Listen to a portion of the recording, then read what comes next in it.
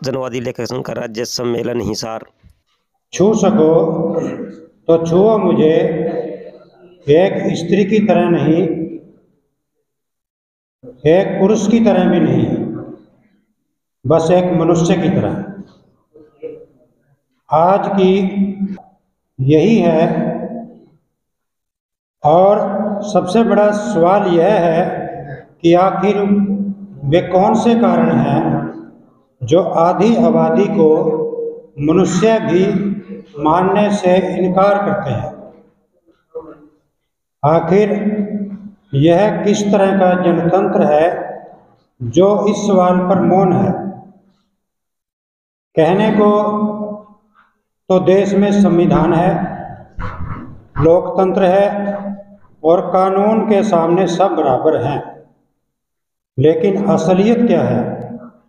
आधी आबादी की वर्तमान स्थिति पर यदि गौर किया जाए तो न कहीं संविधान बचा है और न कहीं लोकतंत्र और न कोई कानून के सामने बराबरी। यह स्थिति कार्यपालिका, विधानपालिका और न्यायपालिका की कार्य प्रणाली से एकदम स्पष्ट है। दंगे चाहे 1947 के हों, 1984 के, 2002 के या अन्य समय पर अन्य कारणों से होने वाले सांप्रदायिक दंगे या हाल ही के मणिपुर के दंगे हों, इनसे एक बात तो स्पष्ट है कि स्त्री को जलाया जा सकता है, निर्वस्त्र करके दौड़ाया या घुमाया जा सकता है, उसके गर्भ से बच्चा निकालकर हवा में लहराया जा सकता है, बलात्कार करके उसकी आंखें निकाली जा सकती हैं, उसके यौनांगों में बजरी, रेत, मिर्चें, सरिया आदि कुछ भी भरा जा सकता है, उसके 70 टुकड़े करके फ्रीजर, ब्रीफकेस या बोरी में भरा जा सकता है, उसे जलते तंदूर या भट्टी में फेंका जा सकता है, उसे बेचा जा सकता है, उसे खरीदा जा सकता है, उसे सप्लाई किया जा सकता है, मंडी में बोली लगाई जा सकती है, आयात और निर्यात किया जा सकता है।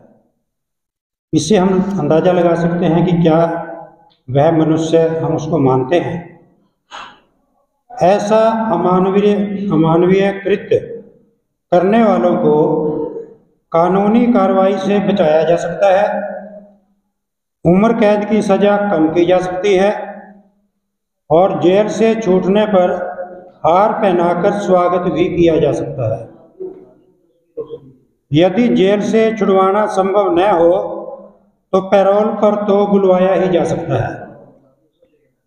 कुल मिलाकर शासन व्यवस्था अपराधी के साथ खड़ी है, नारे महिला के सम्मान के लगा रही है और खुद देश के सम्मानित कहे जाने वाले नेता महिलाओं पर अभद्र टिप्पणियां कर रहे हैं। पिछले चुनावों में आपने देखा है। ऐसे लगता है महिला के लिए तो अभी भी गुलाम युग चल रहा है। देश के साथ साथ हरियाणा के हालात भी कमोवेश ऐसे ही हैं। तमाम तरह की प्रगतिशीलता के बावजूद यहाँ की कहावतों, राग रागनियों, सांगों, हरियाणवी फिल्मों, पंचायत के फतवों में अपशब्दों की भरमार है। हरियाणवी गालियों का केंद्र महिला ही है।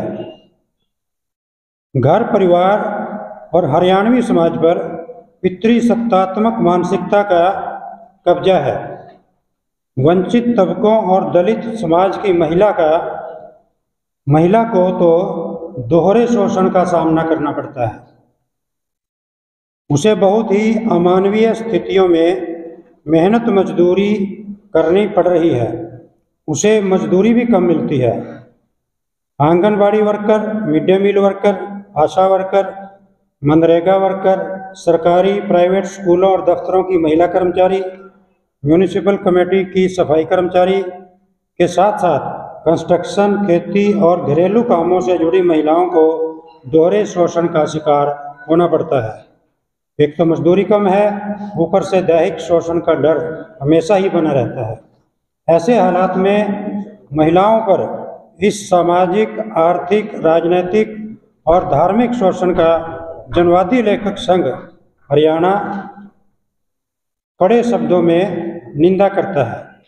धार्मिक शोषण की जनवादी लेखक संघ हरियाणा कड़े शब्दों में निंदा करता है। देश की सत्ता पर काबिज सरकारों से इन हालातों को